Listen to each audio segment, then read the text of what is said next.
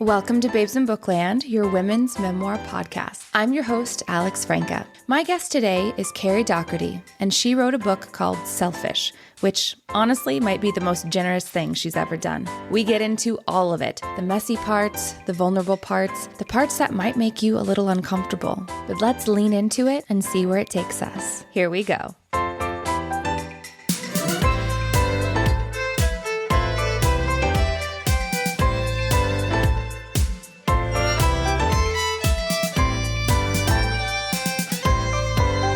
Hi, Kerry. Thank you so much for being with me today.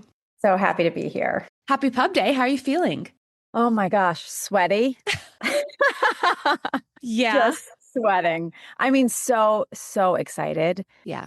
The buildup of it, it really is like giving birth. And it's like, get this baby out of me. I just want the world to have it. Yeah, and we need it, I think. I feel like your memoir is so provocative. So I imagine a lot of people might get a little uncomfortable as they read it because selfish is a word that a lot of us, women, have been conditioned to fear, to run far away from. This memoir is your reclamation of that word. It's beautifully written, honest, very raw, an exploration of what it costs to keep giving yourself away. And ultimately, it challenges us all to reflect on what it means to be good, especially a good woman, good mother, good wife. And who gets to decide what is selfish? What happens when you dare to put yourself first? Thank you for asking us those questions, Kerry, and thank you for reminding us that our feelings matter, that they are worthy of being shared, and the act of sharing them is a way of honoring ourselves as human beings.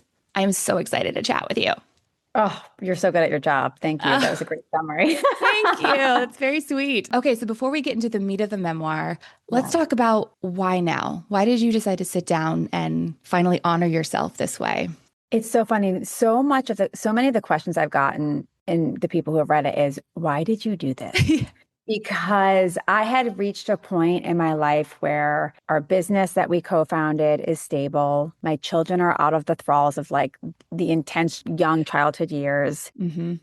There was a lot of stability. And also my dream has been to be a writer. And Women Who Tell the Truth have changed my life. Mm.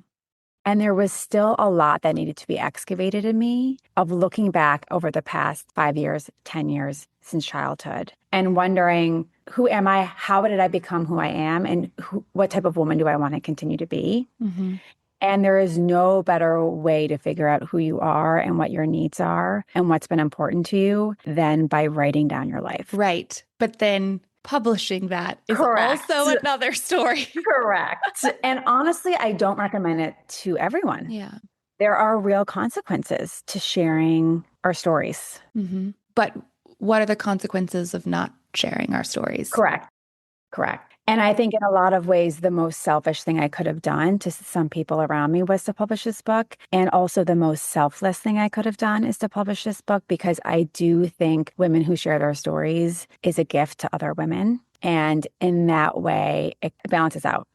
Yeah. And like I said, I think that this book is a challenge for a lot of people in a really good way. I think it's good when people are uncomfortable, when they're confronted with something that I think they understand and feel connected to, but like maybe don't want to feel connected to. And so I think that your book is really unique in that way. Talk to me about finding this title though, Selfish. Was it always that? It was close to that. Okay. It was The Selfish Wife. Okay. So I started working on a collection of essays. Well, first it was called The Lazy Wife. Then it progressed to The Selfish Wife. And actually, my editor and I went back and forward a lot because I really wanted the word wife in it because of how activating that was. Like the word selfish wife together, I thought was really activating. Ultimately, she convinced me and a few other friends I have who are authors really encouraged just the word itself to stand on its own. It also, other characters in this book are very selfish or selfless at different times. And so I think it's a word that transcends being a wife. And so ultimately, that's how we decided on the title. It's interesting because maybe the wife part is what sparked this exploration for you in your relationship in your life, but it is so much bigger than that. So sometimes people have really good advice and it's good to listen. Agreed. Also, and this might just be me still trying to impress my 11th grade English teacher, but there's something about self-ish. Yes, it's selfish, which the word we all know, but it's also like you figuring out who Kerry is herself-ish. Yes, the word selfish, exactly. It can also just be the embodiment of self versus a descriptive word that shows extreme self prioritization at the expense of others. Right. And it's a reminder that like who we are is always shifting and we can always continue shaping ourself ish. Correct. Was there anything that surprised you as you were crafting the memoir? I learned so much about myself. I mean, I've always been someone who's been a student of self-awareness and intrigued by my patterns, my family of origin, why I am the way I am. What was interesting, though, is in order to write this book, I had to disassociate from the fact that people would read it. Mm-hmm. Every page I would write, I would say, what am I not saying? What needs to be said here that I'm afraid to say? And I would write it down. Some of that ended up in the book, some of it didn't. But that practice of being like, am I telling the truth? And am I owning my own complicated nature? Mm-hmm. This is not a self-help book. This is not how to become more self-prioritized and get everything you want. I am a complicated character in the book that my hope is that you trust me as a narrator because I really show you all of my flaws, Mm-hmm. all of my inner thoughts. The first draft I sent, my editor said to me, Kerry, I need you to be more likable. And I remember being so honored because I have been likable I'm literally the most likable person I know. Yeah. And you bring that up in the book. It meant I was doing my job Mm-hmm. because I was actually pulling back the veil of what it means to occupy my inner landscape. And sometimes it's really messy in there. Yeah. All of us can take that look in our own lives. And, we'll get into likability when we get into the meat of the memoir. But by you exposing yourself in such a raw, vulnerable, messy way, unlikable way, you give us all permission to realize that, like, that's what being a human is. And why are we pretending that it's anything else? Right. And what does that pretending do for our children, for this society that we're trying to shape? I know. There are some things that didn't make the final round of edits. Why not? Some stories I loved that my editor was like, I don't know if the reader will relate to this. Okay. Or chapters that I went on and on that I was like, if my daughter reads this one day, I want her to know about this vignette. But that didn't necessarily like propel the memoir forward. I try to write it like a novel in the fact that it's propulsive, it's very plot driven, and it's very character driven. Mm-hmm. So sometimes there were things I took out just because it didn't further the story. It didn't further the story. Yeah. And then there were things I took out. There were conversations I had. There were characters I took out that I knew would be damaging. It would damage the relationship. Mm-hmm. And I had people read the book and say, I don't want to be in this scene. And I think when you have a memoir that's fact checked, there's a quote, I think it's Esther Perel said that every memoir is an act of betrayal. Yeah. By me writing my story, this Prentice Hempel says the self is not an individual. So I implicate people in this book who do not want to be in this book. And I'm very cognizant of that. And so there were some things I took out based on their privacy that might have been helpful to the story. But at the end of the day, it doesn't really matter. And I did that to protect my relationship with them. There were some things that you were willing to concede.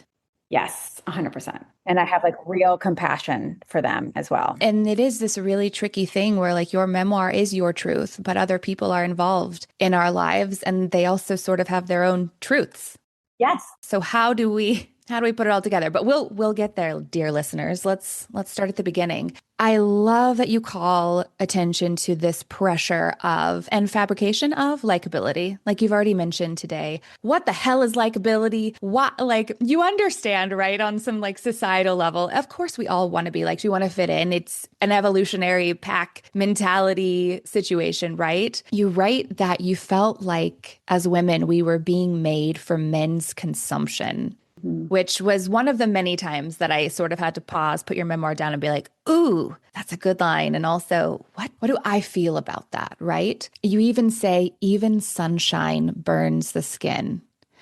Talk to me about your relationship with likability and how that's transformed, maybe through your writing the memoir or one of the reasons why you decided, hey, I need to sit down and write this. Likability is its own form of, it's a constriction. I think growing up, I had every privilege offered: the whiteness of my skin, my religion, a safe home, an intact family. And within that privilege, I never really crossed the threshold or boundaries of what it was like to have some form of suffering based on my identity. I've never suffered because of my identity in certain racial constructs, mental health constructs. And because of that, I became very comfortable in this self-confined. I don't even like to use the word prison because it's too that word is way too dramatic, but of my own little prison. And I would see other people who didn't feel so inclined to have to be likable because they have been used to being discriminated against or whatnot. And I felt like they were living a freer life than me. Mm. My sister is queer. My sister is now sober, struggled through addiction. And she made the choice that her health and her life that was outside of certain constructs was more important for her to be an authentic human being and live the way that she was born to live, even if it caused other people discomfort or they couldn't understand it. And she just always seemed more free to me. Mm-hmm. So much of what I've learned about truth telling and identity, I've really learned from women of color, people who have struggled with mental health, people who are not straight. The queerness of being fully embodied in a body that is not granted all the privilege is such an education to me. Mm-hmm. I'm not afraid of now not being likable because I've seen other people do it and the cost benefit analysis of that, which is they can be more free because they've already been discriminated against. They've already been ostracized. They've already been excluded. And yet still they are there living their life in a way that is more authentic than mine. Would you almost agree that because they don't care about being likable, they're able to love themselves easier? Yes, I think they choose loving themselves over the cost of likability. And I think so many people are choosing likability over the cost of themselves. I agree. And I think that we almost condition young girls, especially, to do Yeah, that. And I think even a lot of Black women in the world would say, we've got to be extra good and perfect to be right, likable. So right. yeah, there's a lot to unpack there. You have children. How are Mhm. you teaching them to not be likable? I notice in the smallest moments when I am inclined to say something that I have been groomed towards, like telling my daughter to smile more Mm-hmm.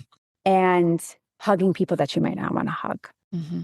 And so I have to check myself too about the way that I parent based on how I've been groomed. I think the best education I can give my daughter on how to live her life is by me living my best life and me owning my messiness, me telling her when I'm aware of something that I've done, both to myself or to others that have caused harm. I do think they understand non-dualities about things not being necessarily good or bad, but things having consequences and just talking about what those consequences could be. Right. As children, we do think that life is good or bad, or life is black and white. And you kind of have to learn that living in the gray is actually the better place to exist. There are consequences to all of our choices. Sometimes it's just about living with those choices, making that choice and living with it and realizing you'll just do your best, whatever it comes next. Speaking of this duality, I loved this wolf story that you include. I had never heard that before.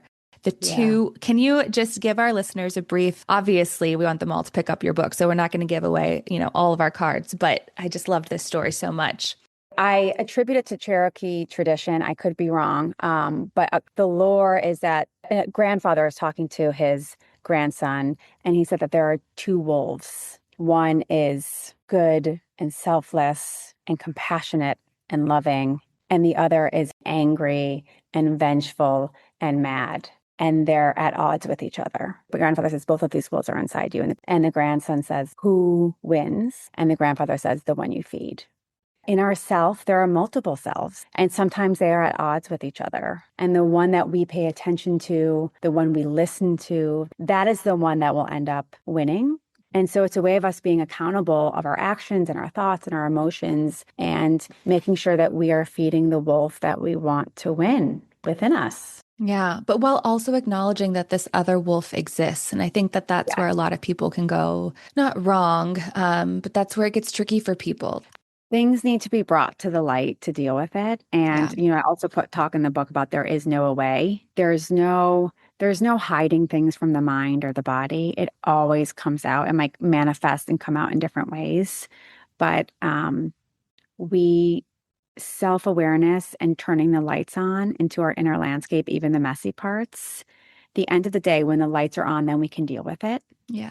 And when we deal with it and we externalize it, it can shapeshift and alchemize into something positive. But if we just keep it in that dark basement, like things get moldy down there, and that mold is going to spread throughout the house. Right. And it'll make you sick. And then you'll be like, Yes. why am I sick? Oh, it's because of the mold in my basement. Exactly. Yes. Exactly. Okay. So let's talk about being selfish, Kerry. What is so wrong with it? I don't think there's anything wrong with it. I think it's just the way that people perceive it. For me, being selfish is really being acutely aware of the things that make us feel alive and choosing them. It doesn't necessarily mean doing things that feel good or pleasurable, because there are many things that we can do that feel pleasurable or good, but they don't make us feel alive. And so this act of becoming aware of choices, I know that when I doom scroll, I'm getting dopamine hits, but I know it's ultimately going to make me feel bad. I know that when I'm around negative people at a party and I'm there because I feel like I should be there, and I notice the way that it makes me feel, it doesn't make me feel good. And so it's these small acts of becoming aware of what depletes us and what energizes us and doing more things that energize us. That's a gift to the self. Yeah. And some of it is math, like selfishness is math, right? So I can only give you 2 spoons if I have 2 spoons within me. I can only quench your thirst if I have enough water within me to give to you. It is the idea of self-prioritization, knowing that it will eventually be an act of service to the people around you. Right. But it's been something that I think in many aspects of our lives, I mean, I recently have set some very strong boundaries with my parents, and I don't feel guilty about that, but it does feel selfish in a way. But I had to choose myself and my family instead of them. But it's hard. What society expects us, like they're your parents. How can you not want a relationship with them? And it's like, well, because that doesn't serve me anymore. Yeah. And they can make different choices. And then, you know what I'm saying? There's obviously the door could still be open, but it was hard. And I feel really lucky because the people in my life have been extremely supportive of that, extremely supportive. But I also have friends who don't feel they can do that. Right. No matter how kind of toxic their parental relationships are. Right. I see what it costs them. I know. Cost benefit analysis in the tiniest ways every day of the decisions we make. Right. It's not about being right or wrong. It's how are things making me feel? And what do I need to do to continue to survive in the best way possible for myself and for the people around me that I'm investing so much time and energy in? Right. Were there ways that you feel like your parents modeled this to you as you were growing up? You write that your family had a lot of secrets, kept a lot of things close to their chest, even like medical diagnosis where you were like, excuse me, I would have loved to have known that and been able to support you through that. Yes.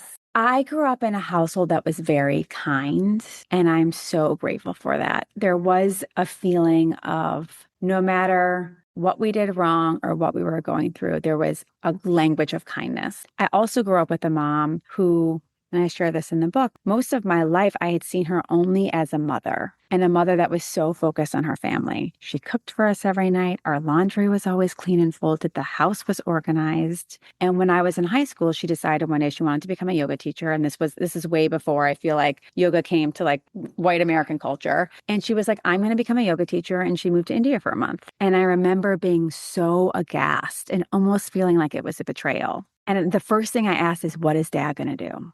How will he survive? How will he survive? As if her act of the first time I had seen her choose herself, it was so shocking to me that I asked, what will dad do? Because I had seen her relationally. I hadn't seen her as in her own womanhood. I had seen her in relation to her husband or in relation to us as her children. I've seen her continue to choose herself over the years, but that was definitely an aha moment of my childhood of being able to discern someone putting themselves first, even if it was going to inconvenience her husband. Mm-hmm. Okay. And then you might know what's next, but how do you model selfishness for your children? My kids, it's sweet. I think they know I need a lot of alone time. And even the other day, I said to my daughter, like, I'm feeling stressed and anxious. I'm going to go for a walk. And my daughter said, do you want me to come with you or do you just want to be by yourself? And she was able to know that me taking this alone time, it wasn't about me leaving her or not wanting to be around her. She was able to discern the differences. Mama is doing this for herself. I can ask to come, but I also don't care if I come. And I just said, I would love for you to come. But I think by me sharing what my emotions are in the moment and then what I want to do to help move through that emotion has given her cues as to when I'm having a certain feeling. It's okay to say, I need to take a walk. I need alone time. I need to go to my room. Even with things like screen time, I notice how activated my kids get when they have screen time and just naming things like, do you feel like you want screen time right now because you're having a hard emotion and you want to distract your emotion? You don't want to feel it. And my son will be like, yes. Yeah.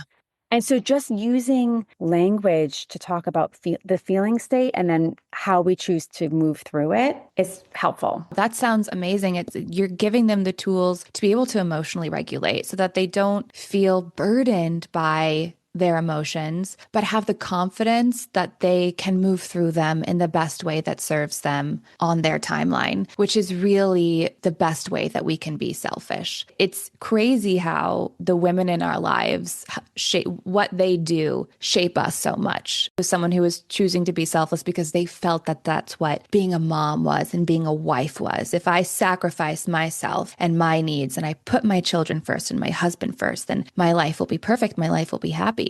Yeah, but we realize it's a shtick, right? Like if I just act this way, if I just please these people, if I just look this way, and then the rope just keeps getting pulled out from under you and you realize that there's no end to it. Yeah. And then you've been fed a lie of if I only do this, if I only stay good, if I only stay likable, if I only that I will Be not suffer, not happy. have grief, be Yeah. happy. And I think a lot of women get to that crossroad and feel like it's a lie and say, I'm not doing this anymore. Yeah. This is a game I can't win.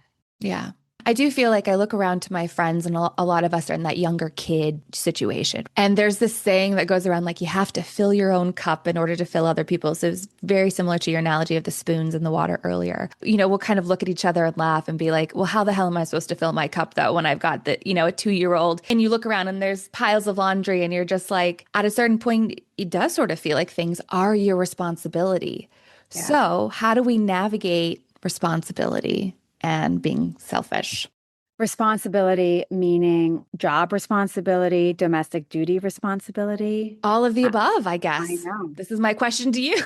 Carrie, I know. I you're mean, the this is why professional this is here. a memoir and not a self-help book. I mean, this is why I feed my kids like half gnawed carrots and like 3 chicken nuggets and like 2 cucumbers and feel like, all right, this is the best that I can do. Yeah. I don't know. I think it's a constant struggle. And for me, and I talk about this in the book, I don't know if I'm a good mom. I don't know if my domestic duties are being met in the way. I mean, my husband and I fight all the time. He signs my kids up for sports activities.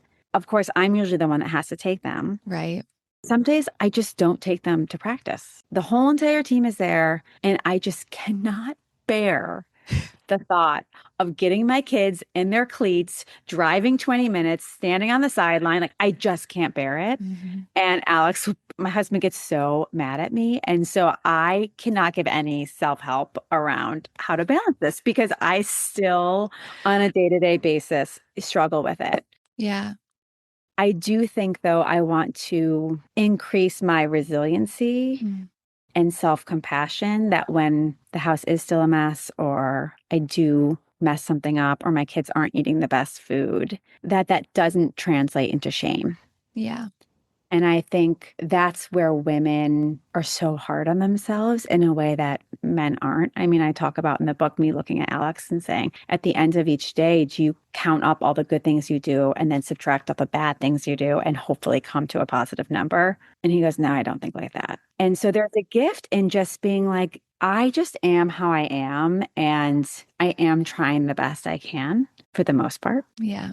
And that is enough. Yeah. Because the second you layer on shame, that's when life can start to feel like too much. Yeah. And for our listeners, Carrie's husband is also named Alex. So, okay, just in Yes, case. sorry, it's confusing. That part in the book, I asked my husband the same thing. And he was like, "What are you talking about?" And I was like, "Why do we do this? Right, right. Why are we doing this?" I know that it starts so early for girls and women. I know it does. Books like yours existing is a small crack in that. And conversations like this is a small crack in that. But like we have to keep chipping away at that because sitting across from your partner in bed at night and one of you is just like la la la and the other one is like, okay, so I fucked up this way and God, oh no, Right. like you know what I mean? Yeah. Like Yeah, I I do know. that too. I do that Yeah. too. It's releasing that shame. Yeah, and your Yeah. book encourages us all to do that too. It's such a tricky thing to navigate. And I do want to say your book is not a self-help book, but it is helpful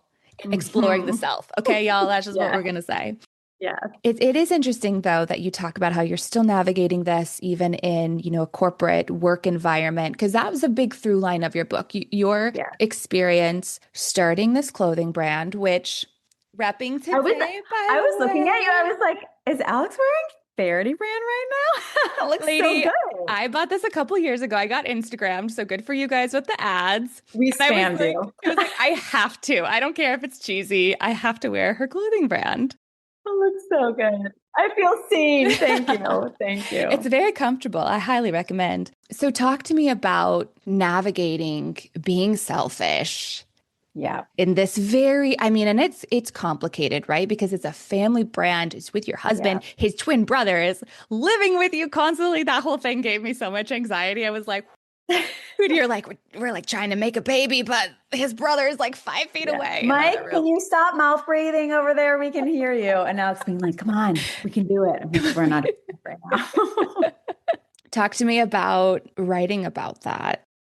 I fell into starting the brand with them. I met Alex the first day of college, and I remember him saying in Spanish class, I want to have a clothing company one day with my twin brother. And me being like, great, cool dude, good luck with that. Yeah. Fast forward 13 years, and Alex and I are married. Alex and Mike quit their jobs and they start the brand. I had been a lawyer. I'd been focused on social justice and mindfulness, and I would make them lunch before they went to work. But I just saw how all encompassing building a brand is. It takes a village.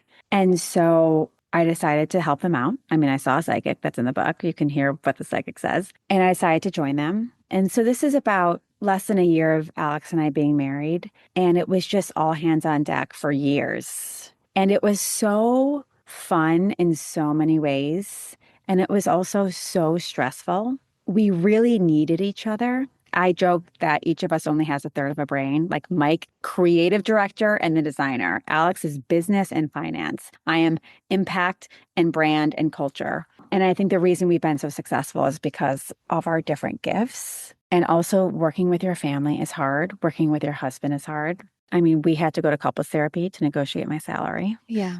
We fought about equity. We fought about living situations. We fought about when I should have a baby versus not have a baby based on the financial stability of the company. And so it was a lot on a newly married couple, even though we had been together for so many years. When people ask, what's it like working with your husband? I always say it's either going to make or break you, break the relationship. Yeah. And it did almost break us. Yeah. And I chronicle that in the book. Yeah, and we're going to get to that in one second. But it's interesting because as you were speaking, and I definitely felt this as I read the book, like we've sort of touched on it, but you still have to navigate other people's needs in your life when you choose them. We Yeah. choose to have children if we can. We choose our partners. We choose our friends. How can we navigate being selfish and allowing other people to be selfish?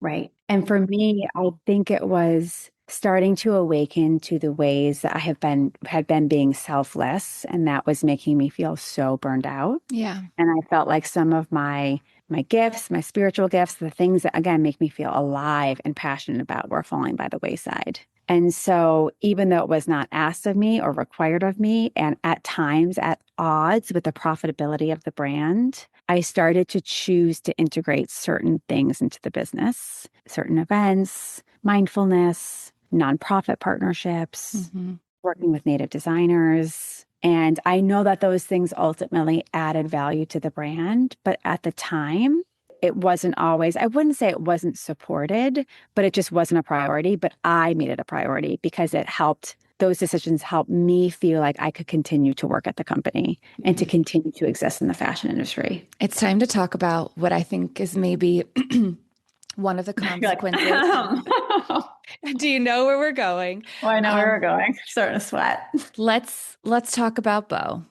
Mm-hmm. Give our listeners a little overview of who Bo is and why you think this relationship became what it became for Mm-hmm. you.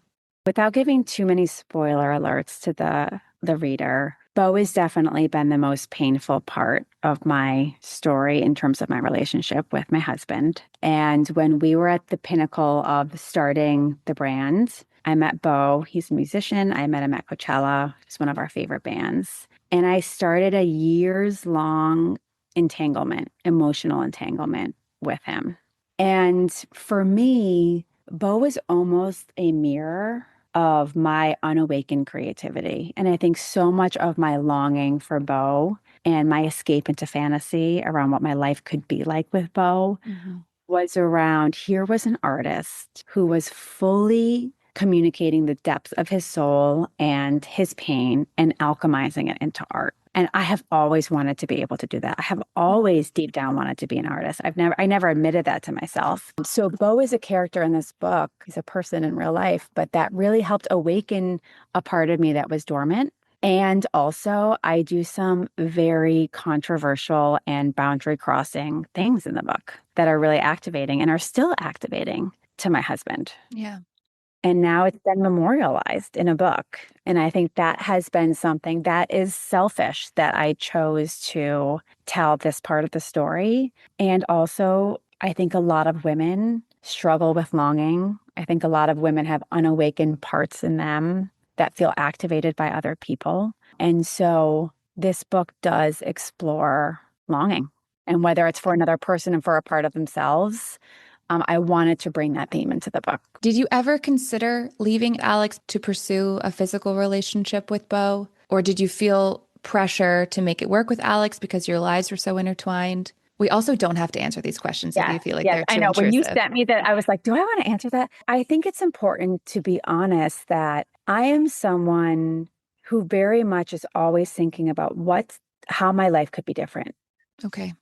and what choices I could make to have my life be different. And I think I do that as a survival mechanism to feel like I'm never stuck. Like I always can have an escape route. I always can have a plan B. If Faherty goes bankrupt, I could go back to teaching mindfulness. I could be a writer. If Alex were to die or Alex and I were to get divorced, I'd be able to find someone else. I think it's a gift I have. I also think it's a survival mechanism of wanting to always feel like there's an escape. At the end of the day, I feel so confident that Alex is and has always been my true lifelong partner. We keep choosing each other every day. And I think sometimes when we're in marriages, we start to feel like we are stuck. And that's one reframe. I signed a contract for life. Marriage is a contract for life, which any lawyer would say, never sign a contract for life. But if you shift that to we are stuck together no matter how hard it gets, and you reframe it to we get to keep choosing each other if we think we make each other better, if we think our life is better with each other in it, it's a different paradigm. And this book, and over the past 10 years, Alex and I awakened like, we want to be in this marriage together because we're just better together. So I will say, have there been depths of despair at times for both of us where we've hated each other and felt betrayed? Yes. And we keep choosing each other. Oh, that's such a beautiful way to frame marriage. That's it. You do. You wake up every day and you choose that person, even when it's hard. Yes. Who the hell is Bo? I know. I know. Who is I Bo? know. I promise I won't. I'm sure if enough people read this book, there'll be a Reddit thread.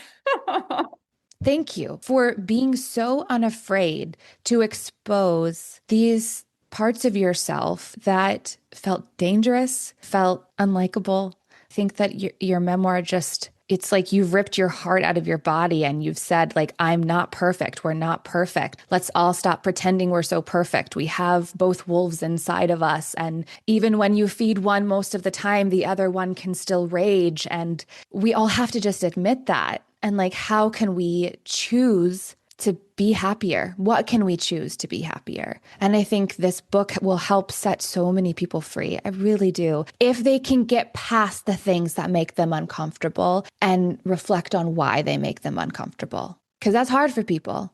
We Yeah. don't like This discomfort. is an uncomfortable book. It's a very It is an uncomfortable uncomfortable book, book. but it's a good one. Let's talk about the intersectionality of selfishness and privilege. Hmm. Are there certain people who don't have the privilege of being selfish? Or in what ways can we minimize being selfish from these like big acts of like being selfish to these small daily ways that we can choose ourselves first? Such an important question because I can say I can go for a walk because for an hour walk at the end of the day because I'm not balancing three jobs. Yeah. And I am in a community where I feel like I can leave my kid alone for an hour, or I have a husband here, I have a partner here I can watch, I can pay a babysitter. The wellness industry has so, particularly the white wellness industry, has so whitewashed what self-care looks like. And it's usually in consumerism, more of things, these superficialities. The selfishness that I am talking about is again, it's a shift in thinking about prioritizing the things that make us feel alive. And that is community. That can be acts of service. And I have a lot of friends in the Native community, and they have built their businesses around ensuring that their business serves their community. Mm, And they're always thinking in the collective, whereas individual capitalism is how wealthy can I get? right. And these Native communities, some of them still don't have running water infrastructure, for example, on the Navajo reservation. And so the self in some cultures is so focused on the collective. Mm, And so sometimes the act of being selfish is actually becoming out of the individual and into the collective. And you'll start to notice that actually serves you too. Being in community with people who care about each other is such a gift and will make us feel more alive. And I think so much of what we suffer from with loneliness right now and a sense of not of belonging is because we are so individualized. The self is not an individual. Again, Prentice Hempel says that all the time. The self is not an individual. And we remember that the self is all of us. We are all interconnected. I quite literally breathe other people's air every single day and then exhale it out. When we realize how connected we are, it changes the idea of what it means to be an individual and what it means to be selfish. I mean, I think this is the beauty of your memoir is that, like we've already said, this isn't Kerry saying, hey, this is the way to be selfish. These are the ways that you have explored through your own life. And what can that release, trigger, help other people question in their lives? But going back to that analogy that me and my mom friends joke about, it's true. You can only fill up other people's cups when you fill up your own. But like you talking about the doomsday scrolling, you have to be able to understand which things feel like a fix and which things are the actual fix. Just everyone pick up her memoir. And I'm so curious to see like what people get out of it. Have you had any interesting feedback?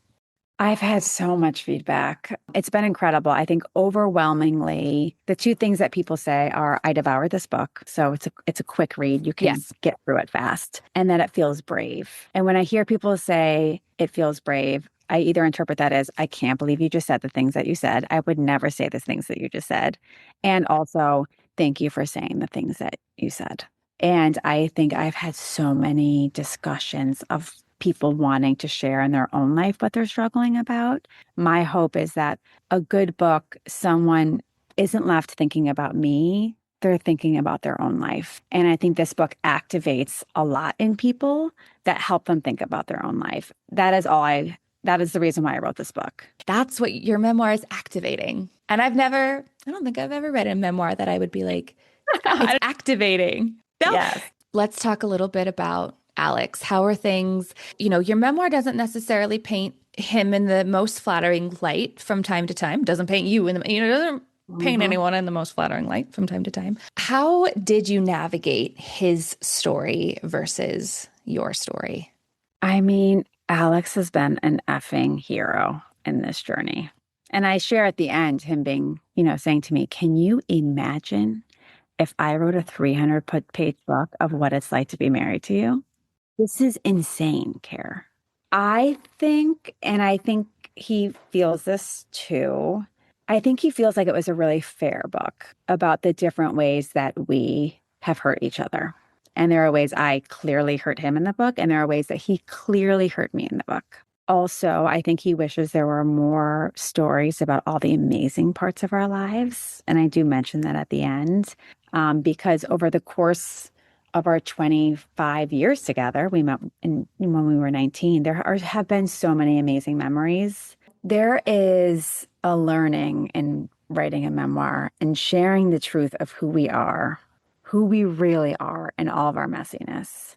And at the end of this process with Alex, he's been able to look at the book, he's been able to look at our life, and for me to be like, this is who I am.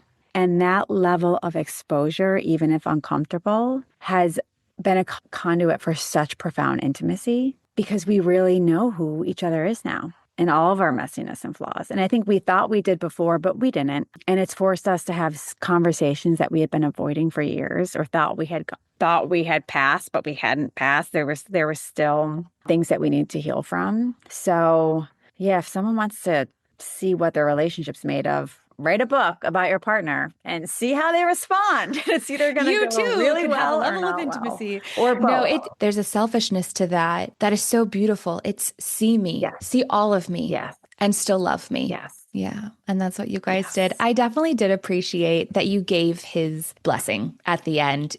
That felt right to me, that you acknowledged. That's what I loved about this. It wasn't you pretending that everything is this perfect little thing and look at me and I'm selfish now and yay, my life's amazing. It's like I've hurt people. I've been hurt. I've been hurting. I understand that releasing this into the wild is going to be difficult for some people in my life, but my husband understands that too. So it gives the reader a little bit of like an exhale. It does. And as we say, like, this is a happy ending. Like, we are still together and we are stronger than we've been. Does this book make him want to throw up? Yes. Does he support me fully? Yeah. Yes. Again, non-dualities. Yeah. So there's a question I ask all of my authors. How do you stay hopeful? There is just so much beauty every day that I get to witness when I allow myself to witness it. In the smallest, sometimes most mundane moments, whether it's finding sea glass on the beach or giving my kid a hug in the morning or a smile from a stranger on the street. And there's always, I don't know whoever said it, but either everything's a miracle or nothing is a miracle. And I think when you believe everything is a miracle, despite how much pain there is, there's just more beauty. Thank you for that. I've heard that quote too, and I needed to be reminded of that. So thank you. I have this jar of questions. Ooh, what's your emotional support bad habit? And maybe we won't call it a bad habit. We'll call it a selfish habit today. I'm going to be a little darker and be honest. I love taking beach walks and I love finding dead things on the beach. Okay. It is like walking through a cemetery. There is something so reverent about it. This time of year, there are always dead birds washed on the shores of the Jersey Shore. And I put a little heart around their bodies. And there's just something like I feel so privileged to see. It's very rare we see dead animals, but when you walk the beach, things are always washing up. And it feels like a sacred act to be able to honor an animal that has passed on my walk. And I take photos of them. And I mean, maybe one day I'm going to have a photo book of dead things, dead animals. But there's something to me that it really reminds me of the interconnectedness of nature and myself. And it's as if when you walk through a cemetery, it's something happens in the heart chakra of knowing you're with people or animals that have passed away. And so that's my emotional support habit. That's wild, and I love it. Dead animals. I love it. No, there is something really fascinating. I mean, I enjoy a cemetery walk because I love to be reminded that like people have existed, like they were here, and like these animals are here with us. They exist. Yeah, we have to just remember that. Okay, Kerry, where can we find you? What are your social handles? You can find me at Kerry Docherty, KerryDocherty. I have a Substack that I have not written on yet, but I'm sure these are the things that authors have to do. So you can follow me on Substack, and maybe one day, maybe I'll actually do it. Post the pictures of the dead bird. Exactly. People were like, what the fuck? I did not sign up for this. Those are the two best places. Great. And we will link those and how to buy her book through bookshop.org in our show notes. Kerry, thank you so much for going to the uncomfortable place with me today and having this conversation. Oh, I loved it. Great interview. Thanks, Kerry. Thanks, Alex. And thank you all so much for listening. If you'd like to further support the show, you can find us on Patreon or subscribe on Apple Podcasts for extended episodes and bonus content. You can also purchase some cute merch from TeePublic. Make sure you tune in next week when I sit down with author Andrea Lieb to talk about her memoir, Such a Pretty Picture. It's a heart-wrenching and candid account of childhood sexual abuse, trauma, and the long journey toward healing. Until then, take care.